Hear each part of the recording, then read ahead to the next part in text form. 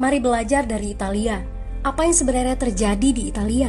Apa yang bisa kita jadikan contoh agar tidak terjadi di Indonesia? Kreatif konten ini berasal dari artikel warga Italia, dipersingkat dan dilengkapi data agar lebih mudah dipahami. Tahap 1. Kasus pertama diumumkan. Itu cuma flu. Apa pentingnya pakai masker? Orang-orang ini cuma lebay. Saya kan sehat, gak bakal ketularan. Gak usah panik lah.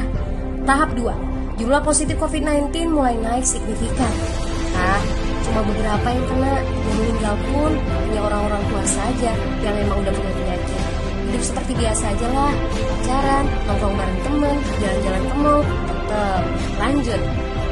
Tahap ketiga, jumlah kasus meningkat dengan cepat, berlipat ganda dalam 1 hari.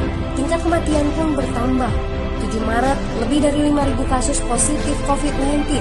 Zona merah diberlakukan di Italia. Wilayah yang dikarantina hampir 25% dari luas Italia. Sekolah dan universitas tutup, tapi tempat kerja, bar, dan restoran masih buka. Sementara itu, 75% wilayah lain masih menganggap enteng COVID-19. Anjuran mencuci tangan ada di mana-mana, tapi sekadar anjuran dan tak banyak yang melakukan. Tahap 4, jumlah kasus meningkat besar. Sekolah dan universitas ditutup selama sebulan. Darurat nasional pun diberlakukan. Rumah sakit menambah kapasitas, seluruh kamar dibersihkan untuk memberi ruang bagi pasien COVID-19.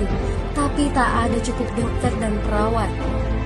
Ada terlalu banyak kasus pneumonia, terlalu banyak pasien perlu ICU, tapi ruangannya sudah habis, ventilator habis. Pada titik ini seperti kondisi dalam perang. Dokter harus memilih siapa yang akan diobati berdasarkan peluang bertahan hidup. Itu berarti pasien lanjut usia dan punya penyakit bawaan seperti hipertensi, diabetes, stroke tidak masuk prioritas karena tidak ada lagi ruang. Sistem layanan kesehatan seketika runtuh. Tahap 5, 9 Maret mencapai lebih dari 9.000 kasus. Seluruh kota Italia lockdown. Orang-orang bisa pergi hanya untuk keperluan darurat dan dalam pengawasan ketat. Semua bisnis masih dibuka karena jika tidak, ekonomi akan runtuh. Itu kebijakan pemerintah.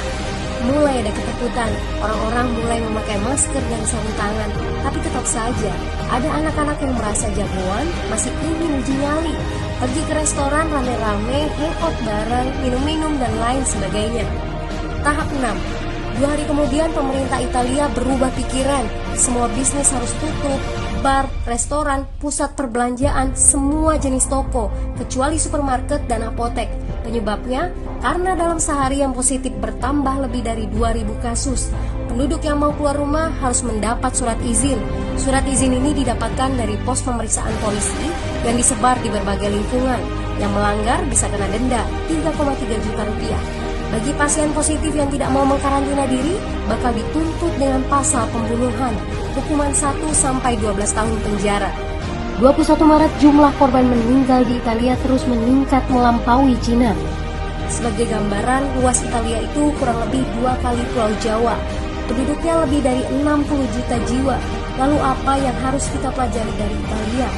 Yuk, mulai dari diri sendiri, mulai dari di rumah aja. Jaga kebersihan lalu isolasi diri dan keluarga.